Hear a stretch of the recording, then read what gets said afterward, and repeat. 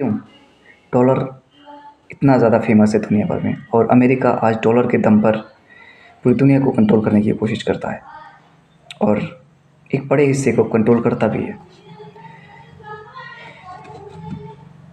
बात करते हैं इसी टॉपिक पे। मैं भी हाल ही में देख रहा था कि इंडियन रुपीज़ अगेंस्ट डॉलर लगातार गिरता जा रहा है।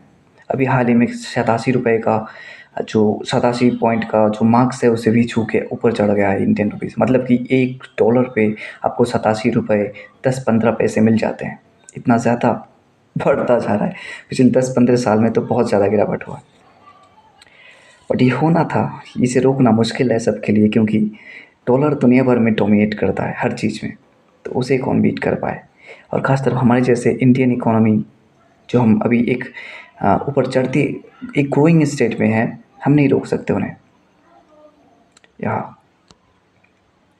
बट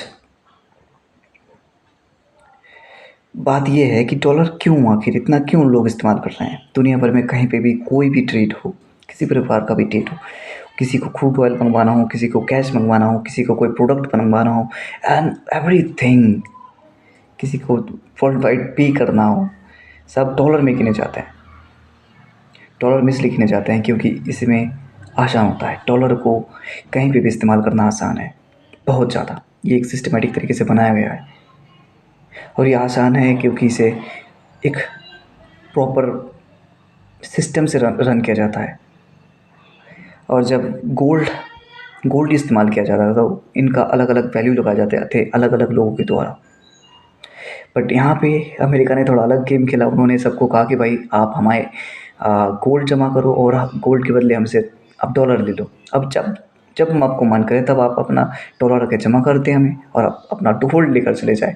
यही करते करते कहते हैं कि दुनिया का लगभग 20% गोल्ड शायद अमेरिका ने अपने पास जमा कर लिया था। एंड या ही डिड। तभी तो आज देखो सबसे बड़ी इकोनॉमी अमेरिका है, यूनाइटेड स्टेट ऑफ अमेरिका। दुनिया की सबसे बड़ी टेक्नोलॉजी उन्हीं के पास है, सबसे ज़्यादा डिफेंस पावर उन्हीं के पास है, एवरीथिंग।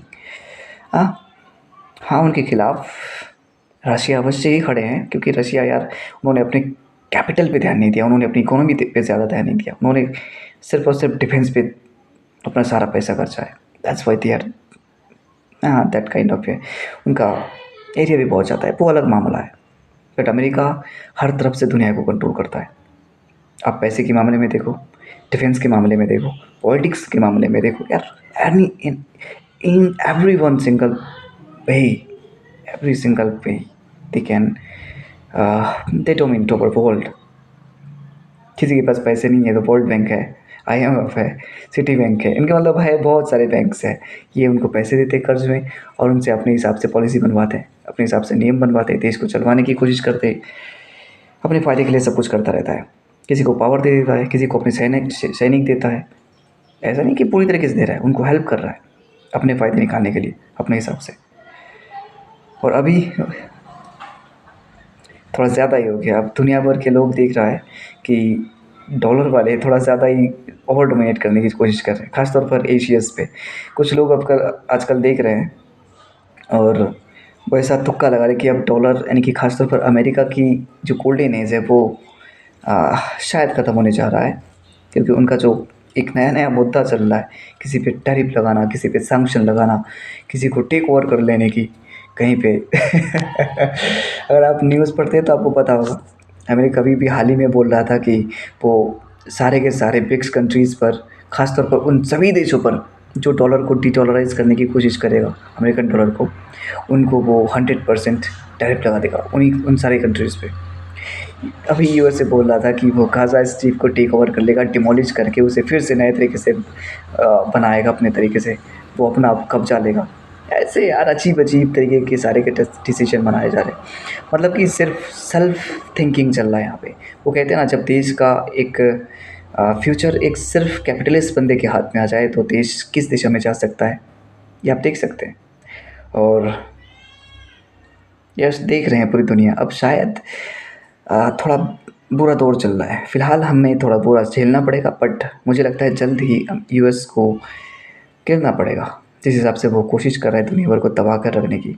क्योंकि डोनाल्ड ट्रंप हमेशा तो रहने वाले हैं नहीं, और यूएस चाइना रशिया को कंट्रोल कर पाएगा, इतनी ताकत तो उनमें नहीं होगी कि वो उनको कंट्रोल करे। चाइना, रशिया, उनको फ़र्क पड़ता नहीं उन पे तुम जितना सैंक्शन लगाओ। ऑलरेडी रशिया पे दुनिया का सबसे ज़्यादा सैंक्शन लगा पड़ा है, बट वो फिर भी ग्रो कर रहा है। उनकी इकोनॉमी, वो डेवलप कंट्री में घुस अभी एंटर कर चुके हैं। या it's quite good, and there is a lot more thing which is happening in the world, there is a lot madness. It's यार क्या बोलो, वेरी इंजॉइंग, एंटरटेनेबल। हाँ, पता नहीं मेरा वीडियो थोड़ा अजीब बना होगा, but no way, I am also trying to be good at speaking at every uh, every situation, every story, every kind of news or anything, geopolitical affairs, whatever you say. Okay, currently bye you all and see you soon.